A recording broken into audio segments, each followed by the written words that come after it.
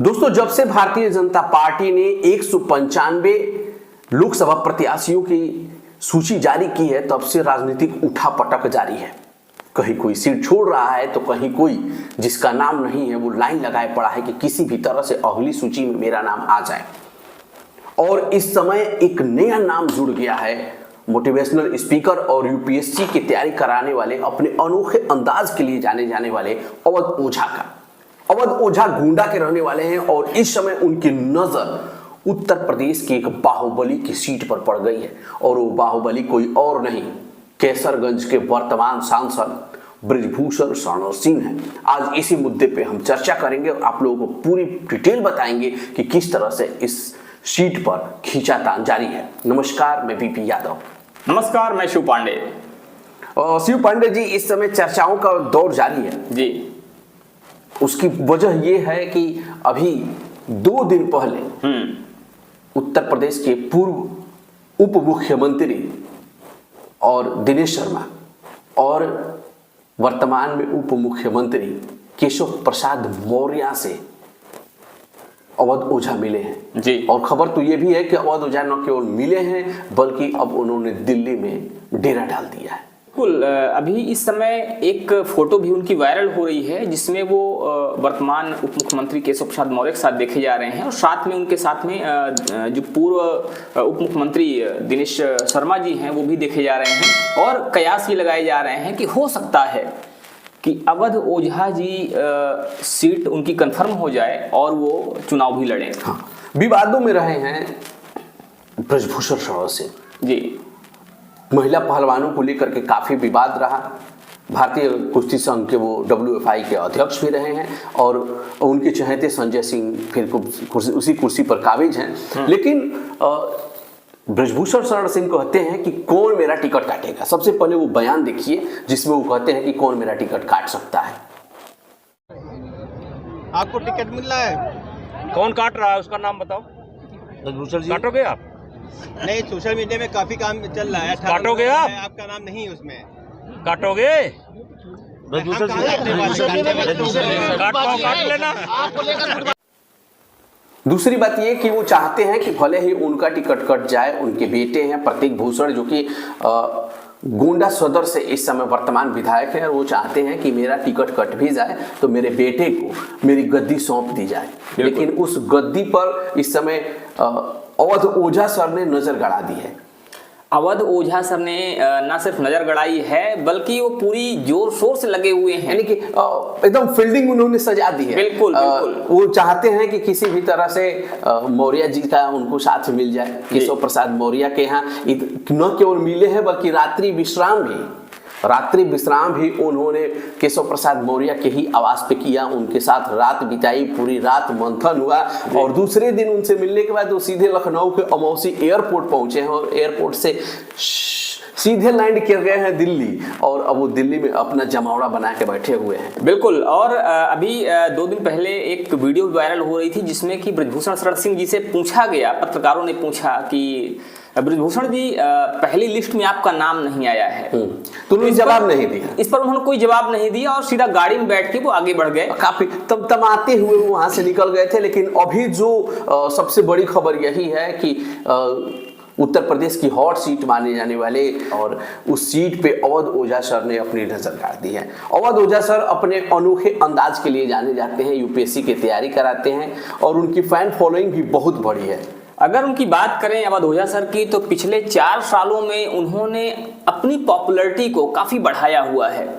पहले जहां वो सिर्फ ऑफलाइन क्लासेस दिया करते थे, वहीं पिछले 4-5 सालों में उनकी जो ऑनलाइन एक फेम है, उनका जो चेहरा है वो काफी ज्यादा पॉपुलर हुआ है, उनका अंदाज काफी पॉपुलर हुआ है। और इसीलिए ये भी कयास लगाया जा रहा है कि हो सकता है कि वो हॉट सीट भले रही हो, लेकिन पिछले दिनों जब बृजभूषण शरण सिंह जी विवादों में आए तो विवादों के बाद उनका ग्राफ थोड़ा सा डाउन हुआ है और उसका फायदा अवध ओझा सर को मिल सकता है। अवध ओझा बस्ती के रहने वाले हैं जी। ये गोंडा के हैं, वो बस्ती के हैं, दोनों जिले बराबर सटे हुए हैं और इसका लाभ अवध ओझा ने पहले एक ललन टॉप को इंटरव्यू के दौरान या अन्य कई जगह ये कह चुके हैं कि वो चुनाव लड़ना चाहते हैं और अब वो खुल के मैदान में आ गए हैं।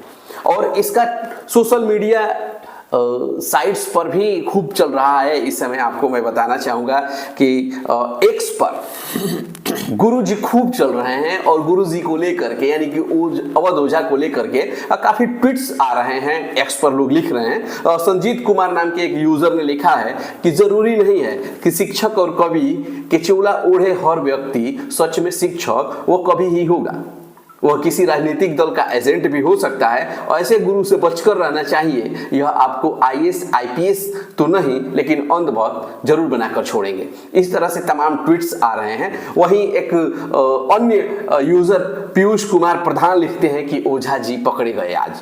वो तस्वीर शेयर किया उन्होंने मौर्य केशव प्रसाद मौर्य और अवध ओझा की और लिखा है कि ओझा जी पकड़े गए आज। वहीं सौरभ मिश्रा ने ट्वीट किया है एक्स पर और उन्होंने भी वही सेम तस्वीर शेयर की है और वो कहते हैं कि अगर किसी पढ़े लिखे इंसान को टिकट दिया जाता है कैसरगंज से तो कोई दिक्कत नहीं है, फिर भी अवध ओझा गुरुजी को कोई रोक नहीं सकता। इनको मौका देना चाहिए, पार्टी को इनकी शानदार जीत होगी। यानी कि उनका कहना है कि अगर भारतीय जनता पार्टी इनको मौका देती है तो शानदार जीत होगी। वही सुभाकर पटेल नाम के एक यूजर लिखते हैं कि दिल ही तोड़ दिया ओझा जी ने। महारथीकरण जैसा किरदार रखने वाले इंसान बीजेपी के कदम में चला गया और उन्होंने भी वही सेम तस्वीरें शेयर की है। तो शिव पांडे जी कहीं ना कहीं सोशल मीडिया पर भी इस समय ओझा जी चल रहे हैं। और ओझा जी ना सिर्फ चल रहे हैं बल्कि अगर ये कहा जाए कि उनकी जो खबरें हैं ट्रेंडिंग की तरफ जा रही हैं तो ये कोई बड़ी बात ना होगी। और देखिए जहां तक भी आपने बात बताई तो इसमें दोनों ही तरह के लोग हैं, दोनों ही वर्ग के लोग हैं। एक तरफ जहां उनको सपोर्ट करने वाले लोग हैं, वहीं कुछ लोग ऐसे हैं जो इस बात की आलोचना भी कर रहे हैं कि एक गुरु जो अभी तक पीछे कुछ जैसे आप कह रहे हैं ये गुरु, तो ओझा जी के जितने पीछे के वक्तव्य हैं कभी वो मोदी जी को ऐसा शासक बताते हैं जो डिक्टेटर हो, मोदी जी की तुलना कभी वो हिटलर से कर देते हैं तो कभी कुछ करते हैं। और आज बीजेपी के यहाँ लाइन लगाए पड़े हैं टिकट के लिए, तो इस पर तो सवाल उठेंगे ही उठेंगे। वैसे अगर कयास तो यही लगाया जा रहा है, लोग लगा रहे हैं, राजनीति के पंडित भी मान रहे हैं कि ब्रजभूषण शरण सिंह का टिकट जो है अब बस कटने ही वाला है, खाली घोषणा की देर है और हो सकता है कि अवध ओझा का टिकट वहां से फाइनल हो जाए। और ये कहीं ना कहीं ब्रजभूषण शरण सिंह के लिए खतरे की घंटी भी है। बिल्कुल, ये बात जो आपने कहा कि ब्रजभूषण शरण सिंह जी का टिकट कट सकता है तो बिल्कुल माना जा सकता है, क्योंकि पार्टी आला कमान जो है, अगर बीजेपी की बात करें तो बीजेपी आला कमान मध्य प्रदेश के चुनाव के बाद से या मध्य प्रदेश के चुनाव से अगर बात करें तो मध्य प्रदेश के चुनाव से लगातार बहुत ही सोची समझी रणनीति के तहत फैसला ले रहा है। उसका मानना है कि किसी भी सीट पर कैंडिडेट सिर्फ वही खड़े किए जाएं जिनके जीतने के चांसेस बहुत ज़्यादा हों, क्योंकि मध्य प्रदेश में भी आपने देखा था कि मध्य प्रदेश की सीट जो थी वहां पर उन कैंडिडेट्स को टिकट दिया गया था, उन कैंडिडेट्स को आगे बढ़ाया गया था जिनके जीतने की संभावना बहुत ज़्यादा थी। जीतने की संभावना वाली बात की जाए तो ब्रजभूषण शरण सिंह काफ़ी अपने आप में उस क्षेत्र में अपना दबदबा रखते हैं। 6 बार के सांसद रह चुके हैं, विधायक भी रह चुके हैं, वर्तमान में उनके बेटे भी विधायक हैं सदर सीट से गोंडा, तो इसमें कोई शक नहीं है। हो सकता है कि भारतीय जनता पार्टी उनकी छवि से पल्ला झाड़ना चाहती हो, लेकिन ये राहें इतनी आसान नहीं होने वाली हैं। एक बार भारतीय जनता पार्टी ने उनका टिकट काट दिया था और वो तुरंत समाजवादी पार्टी में चले गए और वहां से उन्होंने 2 लाख प्लस वोटों से जीत हासिल की थी। तो इस बार देखना बड़ा ही दिलचस्प होगा। गोंडा के कैसरगंज सीट की लड़ाई बहुत भयानक होने वाली है अगर ब्रजभूषण शरण सिंह का टिकट कट जाता है तो। और अगर बीजेपी उनको अपना प्रत्याशी बनाए रखती है तो यहां भी सवाल उठेंगे कि जो